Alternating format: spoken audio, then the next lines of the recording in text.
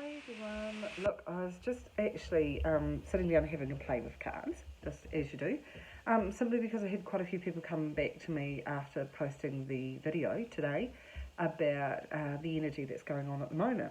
So just as a little bit as an aside as well, they asked me just to, Spirit quite often will love to play with cards and they'll give some really cool indicators of how you can get messages if you're intuitive, but kind of a little bit concerned about how you're getting information or how to clarify information that you're actually getting. So they asked me to do a 4-card spread just at the moment as well. So the first card is always if you have a person in your life or situations that causing difficulty, what is that situation actually teaching you, okay? Or what is that person actually teaching you as well? So I've laid out my 4 cards as well. So I've turned over the first card and said, in a situation, a general situation that could apply to anybody, if they're having a difficult event or a difficult person in their life right at the moment, what is that situation or person actually teaching you? So the first card that came up was actually the Owl card. I'm trying to get it so the light doesn't actually whack on it. And the Owl card's really amazing because it literally says follow your intuition. So if you're rubbing up against a person that's extremely difficult, then this person is being sent to you, or the event is being sent to you, to make you look at your intuition and trust in yourself what you think you need to do. Not what the other person is doing, but how you think you need to turn up and what you need to do in this situation as well. So that's always what something is being brought to you in this current energy. What's it asking you to do is asking you to look to your own intuition about how you want to deal with things and what that actually means for you as well. So the second card that comes out, and you can do, it's a 4-card spread in this one, because I asked for middle clarity around what you should actually do. So the event is pushing you to look at your own intuition. So the middle card that came out, and there's 2 of them, there's 4, is what is this actually teaching you at a deeply personal level? So the event is coming towards you and it's pushing you to trust your intuition according to this card. What else is it actually teaching you very, very deeply? And so the second card that came up was the Illusion card. Okay, so the Illusion card says, look past the illusions and find the truth. And because we're in this energy, and it's kind of like the dark light of the soul energy, where we're being shown what we actually do to ourselves, when we have someone or an event come towards us that make us feel like we're actually a little bit flawed, it can be really easy to step into that illusion, because the illusion completely is another person's perspective or an event's perspective, but combined with what you actually do to yourself. So it's incredibly important with the second card to look beyond the illusion and get to the truth of what you're telling yourself. So if an event happens, you get in trouble at work, or you have a partner that's being really difficult, quite often it's easy to tell ourselves that it's us that's actually causing the problem, rather than actually, that's an illusion, because it takes 2 to have a disagreement, takes 2 to find faults, and it's always 2 completely different people's perspectives. So it's really important what you do to yourself in this energy, what illusion you're going to sell yourself. And it isn't about who needs to be right, to be perfectly honest as well. This is more around what you're actually doing in yourself. It's a reflex action for a lot of people to go, oh, it's probably my fault as well. But that is an illusion, because at the end of the day, we do know when we've actually truthfully made a mistake, and we can take ownership in that regard. But if somebody else is telling us that we've made a mistake and we don't feel that, then we can buy into that illusional energy as well.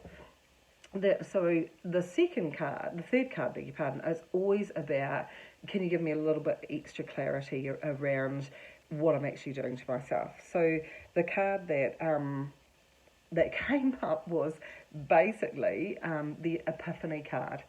So the Epiphany card says, seek clarity, okay? So it's asking you, basically, that secondary card, to think very, very clearly, have I done anything wrong?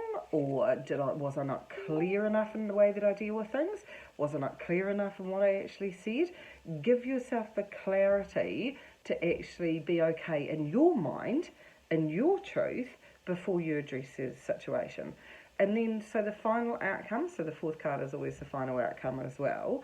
And literally the card that actually came up was the relationship card, basically. And the relationship card actually says, nurture your relationships.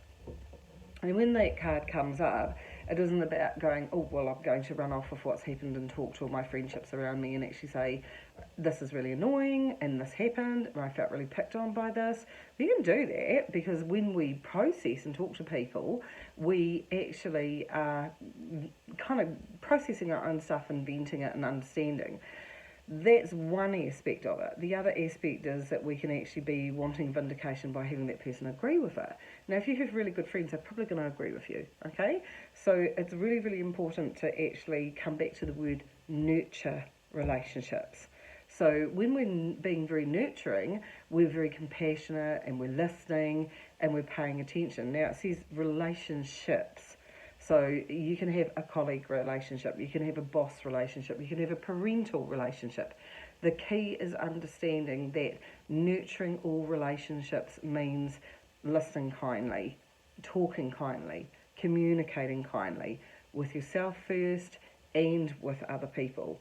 So it's really, really important with this little spread that I've just done for this energy, and that applies to everybody, to just kind of step back and come back to trusting your intuition hugely, getting beyond an illusion, something that you might have told yourself that, hey, this person says that I'm not a good person. I'm not a good person because I don't actually believe you should own somebody else's opinion. So the card actually says, get past the illusion and get to your own truth.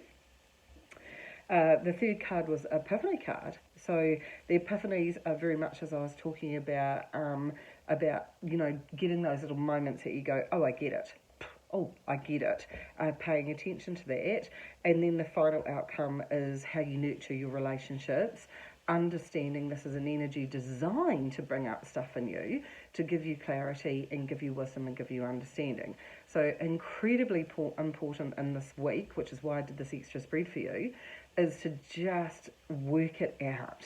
Come back to the truth of yourself. Don't hammer someone else over the head with the truth, because everybody has different truths, and trying to convert somebody else's opinion is just going to lead to bigger dramas. Step back and if you can put your hand on your heart and say, I turned up in a way that I'm really, really happy with myself. I gave clarity to it. I was nurturing to myself and wisdom and understanding, and I used that nurturing energy in communication with someone else. Then this is how you navigate this energy. So I hope this extra bit has just helped you. Do navigate well through the week. It's a little bit like this at the moment. The cards are reflecting exactly what Spirit has actually said about it, and the trick is be kind to you first, step back a little bit, take the personal out of it, and give yourself clarity before you engage. Okay? Good luck with the energy. It's temporary. It's always temporary. Really, really important to give yourself that wisdom and understanding to come out of the other side of it. Take care of you.